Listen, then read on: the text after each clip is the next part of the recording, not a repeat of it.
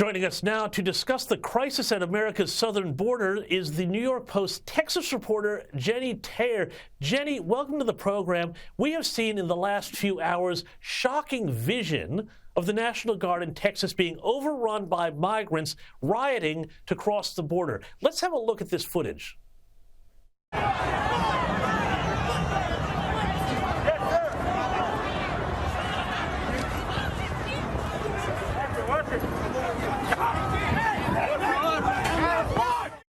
Jennie, tell us what happened here. This is absolutely shocking. It appears that American authorities are now being overwhelmed by these forces of migrants that are pouring across the border.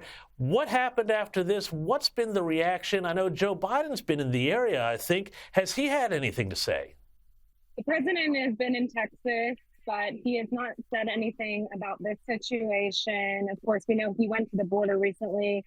But what evolved here is you had a group of about 600 migrants separated by women and children and single adults. The single adults were being moved back to Mexico by Texas authorities, by the National Guard here. And I think what happened was they realized that they were being pushed back. They weren't going to be processed and released as promised by the cartels and human smugglers. And so they decided that rioting would be the best course of action here. They quickly began to encircle National Guard to break through Abbott's border wire, to get all the way up to the gate that Border Patrol typically opens for these large groups to try to get in. And of course, in totally outnumbering National Guard that was here, I mean, it was probably about 200 to 300 single adults that encircled just a few members of the National Guard. This is something that border agents say is their worst fear. This, Jennie, looks like absolute chaos here. We're just looking again at the vision there. Tell me, this has real potential for tragedy one way or the other, doesn't it? This is a really, scary situation for the community, for the National Guard here, for the state authorities, for Border Patrol, the federal authorities.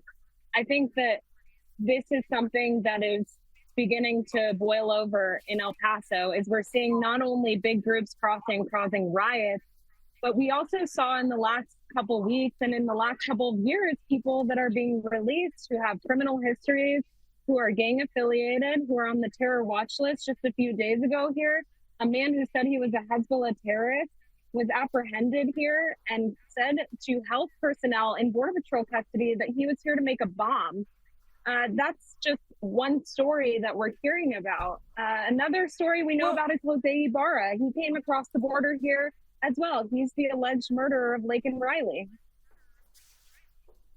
And I mean, these stories, this story about Laken Riley, of course, made huge national headlines around the world because it got brought up at the State of the Union. But there are cases every single day, tragedies of crimes, terrible crimes being committed by people who crossed illegally and should not be in the country. You got the story about the man who said that he was part of Hezbollah and wanted to make a bomb. At this point, it seems to me like what's happening at the border is not so much about a peaceful group of migrants trying to come through, although some are. But, the word I'm hearing from an awful lot of people on the right is saying this is looking more and more like an invasion than it is a peaceful movement of migrants. I can tell you I've been covering this for several years now, and there's definitely been a shift in the makeup of people crossing the border. We also reported today that there are people roaming the streets of El Paso with gang tattoos that came from Venezuela.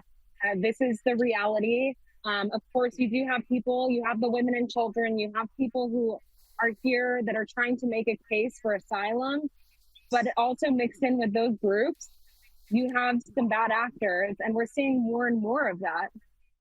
And what is the reaction? What is the feeling of the Border Patrol agents that you speak to? I mean, are they feeling like they are supported at all by this administration, or are they just feeling like they are being left in what looks like increasingly more and more dangerous situations? The Border Patrol agents that I talk to are absolutely devastated by this. It has taken a huge toll on not only their morale at work, but in their entire life.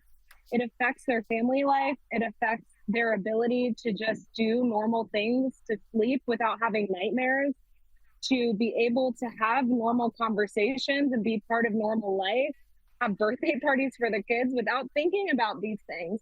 That's the reality. And they go to work every day and they feel complicit in human smuggling. And that's what they tell me. They tell me that they feel like this administration does not have their back.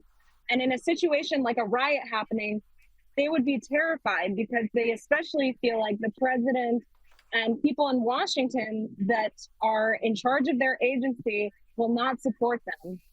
And I mean, we saw this shockingly earlier, well, I think it was last year, when the Biden administration accused Border Patrol agents of using whips and riding horses to attack migrants, and that turned out to be a completely not true story. But just on Texas, too, I want to ask you, what is the latest with the Supreme Court and their ruling to allow Texas to, imagine this, enforce a law allowing police to arrest migrants suspected of crossing illegally? I mean, it seems like logic to, I think, most viewers, but what does this actually happen? Because it keeps bouncing back and forth between the courts.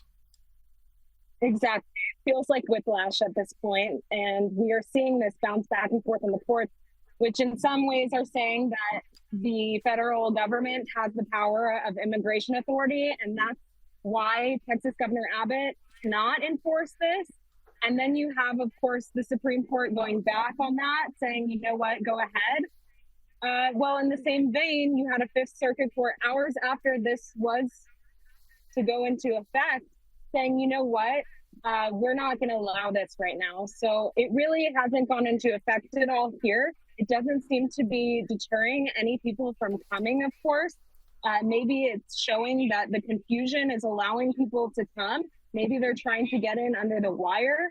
It sure seems like there's a renewed surge here with the springtime coming. And so that's kind of the situation here, is that this stands in legal limbo and is allowing migrants to run rampant across the border.